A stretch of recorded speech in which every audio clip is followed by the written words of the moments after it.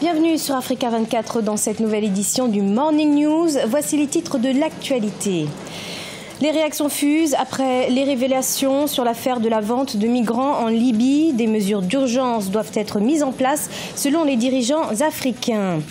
Une hausse de 40% de la production d'or, c'est ce que vise le Mali en 2017, soit une production de 95 tonnes d'or contre 45 tonnes en 2016. Plus de détails dans cette édition.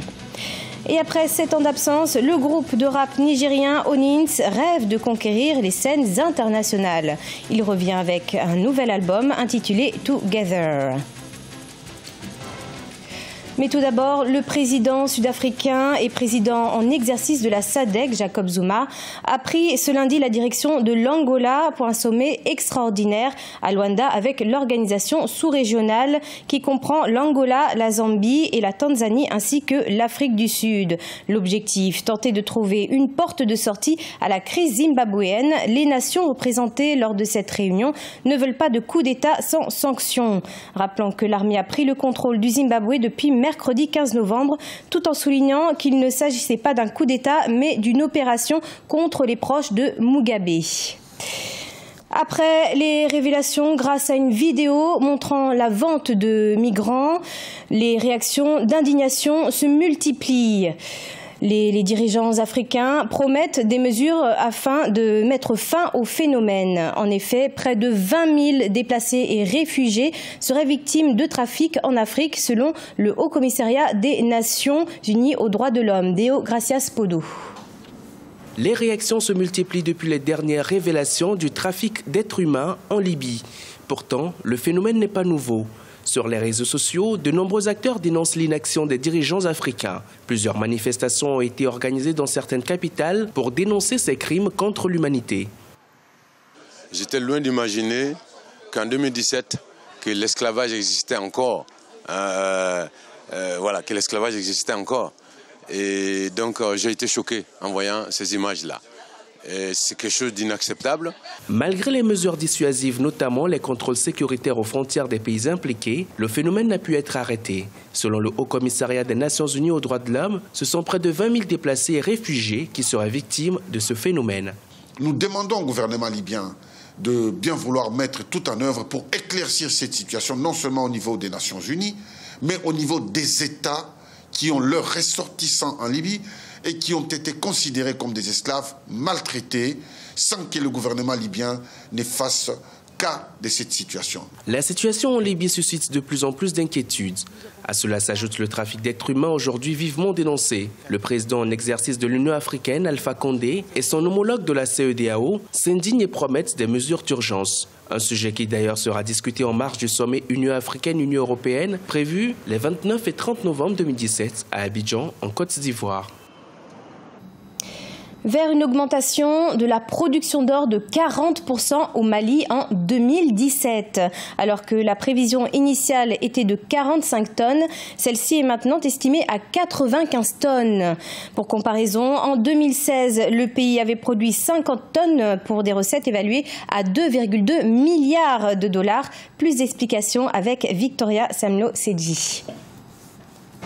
Troisième producteur d'or en Afrique, le Mali s'attend à une hausse de plus de 40% de sa production en 2017 par rapport à 2016. La production globale industrielle et artisanale comprise est estimée à 95 tonnes en 2017 contre 50 tonnes en 2016. Ce chiffre dépasse les prévisions initiales de production de 45 tonnes publiées en mai 2017. Au plan international, c'est notamment l'augmentation de la demande d'or, notamment du côté de l'Inde, où la demande s'est accrue. Et le coût de l'once d'or également a augmenté ces derniers mois sur le plan international. Et donc cette répercussion se voit également au plan interne par rapport à la production d'or en interne au Mali. Le Mali a perdu sa première place de producteur africain d'or au profit du Soudan depuis 2012, suite aux troubles sociopolitiques, mais il pourrait se repositionner en restructurant le secteur. Il n'y a pas longtemps, l'État a entrepris une meilleure sécurisation des sites, ainsi que de nouvelles réformes minières. Par ailleurs, d'autres sites de production devraient débuter leur exploitation d'ici 2018. Le complexe Fekola devrait par exemple produire environ 410 000 onces d'or les 3 premières années. Donc avec le retour à la normale depuis les accords d'Alger, depuis 2015, il y a une véritable stabilisation et sécurisation des zones minières. L'autre aspect important, c'est les réformes qui sont intervenues au niveau même de la Direction nationale des mines et des géologies. Vous avez une nouvelle génération de cadres qui a été nommée tout récemment et ce sont des véritables professionnels. Au Mali, l'activité minière a généré 1500 milliards de francs CFA de 2011 à 2016. Le secteur représente 23% du produit intérieur brut du pays et 70% des recettes d'exportation. Les industries sont dynamiques, mais l'on dénombre plus d'1 million de mineurs artisanaux répartis sur 350 sites aurifères. La production du secteur informel va de 10 à 36 tonnes sur 70 tonnes d'or exportées par an par le Mali. À seulement 27 ans, Fatoumata Bari dirige déjà 2 entreprises. C'est dans le domaine des transports en commun que la jeune Guinéenne évolue. Elle propose des taxis climatisés et dotés de Wi-Fi. Son portrait à découvrir dans ce reportage d'Emmanuel Milimono. À 27 ans déjà, elle est fondatrice de 2 entreprises. Partie de rien, Fatoumata Agibou Bari est en train de bâtir progressivement ses rêves. Après ses études universitaires en Algérie, elle décide de rentrer dans son pays, la Guinée, mais se heurte à l'épineux problème d'accès à l'emploi. Agibou devient alors serveuse dans un restaurant et décide plus tard de lancer ses propres entreprises. À l'état actuel, j'ai 2 entreprises. Une qui fait du facility management, du nom de Guinée Facilities, et la deuxième, Jetzy Alliance, dans lequel nous évoluons un peu dans les taxis VTC. Quand tu arrives ici, on te demande de l'expérience. Comment on peut avoir de l'expérience si on vient de sortir tout fraîchement de l'université? Avec une dizaine d'employés, son entreprise Guinée Facilité se spécialise dans les domaines des services avec assistance aux entreprises et particuliers, notamment dans les démarches administratives. C'est surtout dans le transport en commun qu'elle innove en mettant en circulation des taxis climatisés et équipés de Wi-Fi. Nos taxis sont munis de GPS et puis sont climatisés. Tertio, nous avons une petite boîte Wi-Fi qui est là. Donc, dès que vous montez dans le taxi, vous avez cette petite boîte de Wi-Fi sur laquelle vous pourrez être connecté. Il y a un fonds de garantie mis en place pour les jeunes qui veulent entreprendre. Donc, elle va suivre la procédure qui est de monter un plan d'affaires bancable, de mettre en évidence les emplois qu'elle va créer, critères qu'elle remplit à 100%. Et maintenant, elle va suivre le processus pour avoir un financement. S'il existe désormais des financements pour les jeunes entrepreneurs, il n'en est pas moins que le cadre fiscal reste un blocage.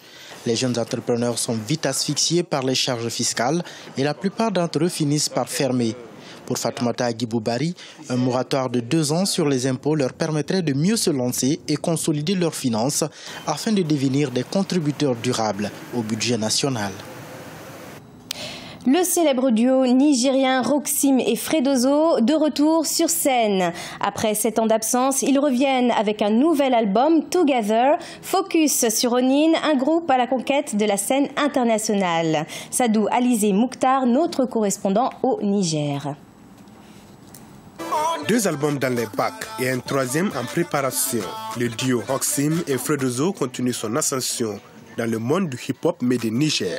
C'est en 2003 que ces 2 jeunes fondent le groupe de rap Onens, qui veut dire on est ensemble.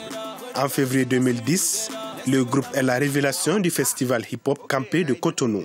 Aujourd'hui, avec son nouveau style, proche de la world music, Onens continue de se positionner sur la scène musicale nigérienne. La vie n'est pas facile. Ce qu'on peut nous miroiter derrière les eaux à l'étranger n'est pas la réalité de ce qu'eux-mêmes vivent. Parce que nous, on a été dans ces pays. On a fait presque beaucoup de pays, pour ne pas dire le tour du monde. Et on a vu la réalité. Donc, pour sacrifier certaines choses, pour pouvoir faire certaines choses, franchement, au vu de ce qui se passe actuellement dans certains pays, c'est inadmissible pour que cette jeunesse africaine continue à s'exoder elle-même. La philosophie du groupe œuvrait à améliorer la société nigérienne. 3 ans après sa création, Onens devient vice-champion d'Afrique dans un concours panafricain, le Nescafé African Revolution à Bamako. Dans leurs chansons, Roxim et Fredoso parlent du quotidien des Nigériens, leur joie, mais aussi leur peine. Notre combativité on l'amène dans le cadre d'apporter un plus à la société, mais aussi à cette jeunesse africaine. Parce que notre musique, on la dédie à tout le continent africain. Et spécialement, avant de toucher les autres continents, il faut s'accepter là où tu vis, il faut se faire connaître là où tu vis. Après l'album Irto, sorti en 2005, de l'ordre en 2009, le duo a décidé de voyager dans la sous-région et enregistrer des chansons entre le Gabon, le Bénin, le Nigeria et le Niger. Pour Roxim et Fredozo, c'est une passion musicale devenue une profession. Leur rêve, conquérir les scènes internationales pour le rayonnement de la musique nigérienne. Ce journal a été réalisé par l'ensemble de la rédaction. Merci de l'avoir suivi et retrouvez dans un instant une nouvelle édition de l'information sur Africa 24.